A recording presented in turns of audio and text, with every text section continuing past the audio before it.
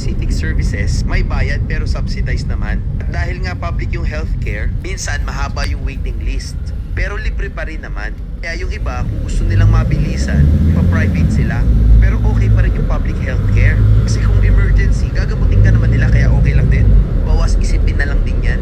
Alam natin na may napupuntahan yung mga tax na binabayaran namin. Ang pangatlong nagustuhan namin sa New Zealand is yung kalinisan at environment. Sarap mabuhay sa lugar na malinis. Okay din kasi yung waste disposal nila dito at disiplinado yung mga tao. Nature tripping talaga yung habol mo. Marami kang mapupuntahan dito. Madaming mga parks, madaming mga reserve, maraming mga trails, maraming mga farms. Basta marami in terms of nature. Ikaw na lang ang bahalang mamili kung saan mo gusto pupunta.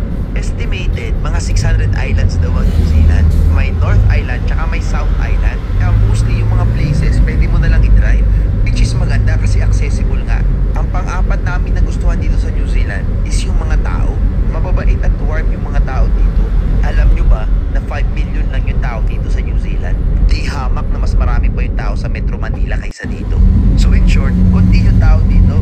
Mga Maori pala yung mga unang taong nakatira dito sa New Zealand. Colonized lang din kasi ng Great Britain tsaka ng Ireland ang New Zealand. Kaya dumami yung mga Europeans dito. Sa ngayon, sobrang diverse na mga tao dito. Ba't ibang nationalities na pumunta rito para dito manirahan? Isa na tayo dyan mga Pinoy. At yung panglima palang nagustuhan ko dito sa New Zealand is yung work-life balance. Sobrang laid back na buhay dito. Kumbaga parang chill-chill lang. Wala masyadong pressure. Sobrang supportive pa nila pagdating sa mental at physical well-being ng mga tao. As per one study nga, nag-number 1 na naman ang New Zealand pagdating sa work-life balance. Tinake into consideration nila yung mga leaves, minimum wage, happiness ng mga tao, at iba pa. Naramdam ko naman na we are living a good life here in New Zealand. Marami pa akong nagustuhan dito pero ito lang yung mga nabanggit ko. At kung may nagustuhan ako, meron din naman akong parang hindi ko bet. O ba kung bakit karamihan ng bahay sa New Zealand ay gawa sa kahoy? Hindi lang ito dahil sa style. Timber ang paboritong materyales dito dahil mas mura, madaling buuin, at mas ligtas sa lindol. Perfect para sa bansang madalas yanigin. Sa sobrang dami ng kahoy sa NZ, parang natural na itong choice para sa construction. At heto ang nakakabilib.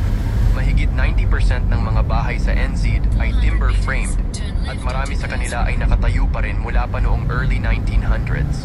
At reality ngayon sa New Zealand is mahirap maghanap ng trabaho. Especially in the construction field, sobrang tahimik po, walang masyadong projects. Well, ayun nga, dahil recession pa rin dito sa New Zealand. And alam nyo ba, may mga nakakausap akong kababayan dito.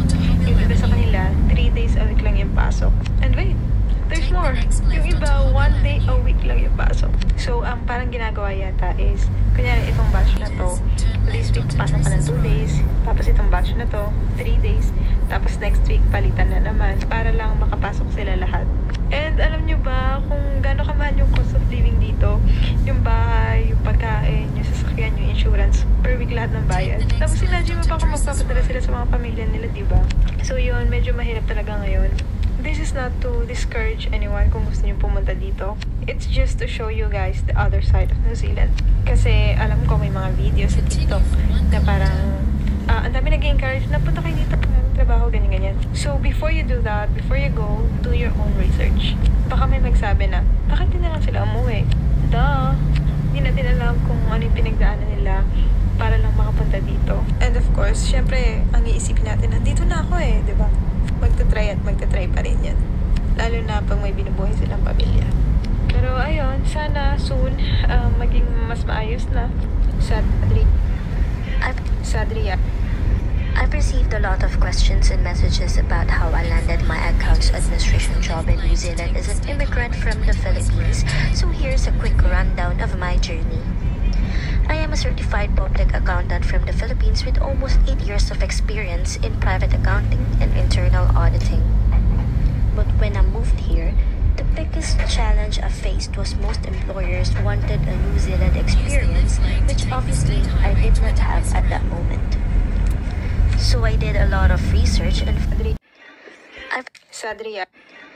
I've received a lot of questions and messages about how I landed my accounts administration job in New Zealand as an immigrant from the Philippines, so here's a quick rundown of my journey. I am a certified public accountant from the Philippines with almost 8 years of experience in private accounting and internal auditing. But when I moved here, the biggest challenge I faced was most employers wanted a New Zealand experience, which obviously I did not have at that moment. So I did a lot of research and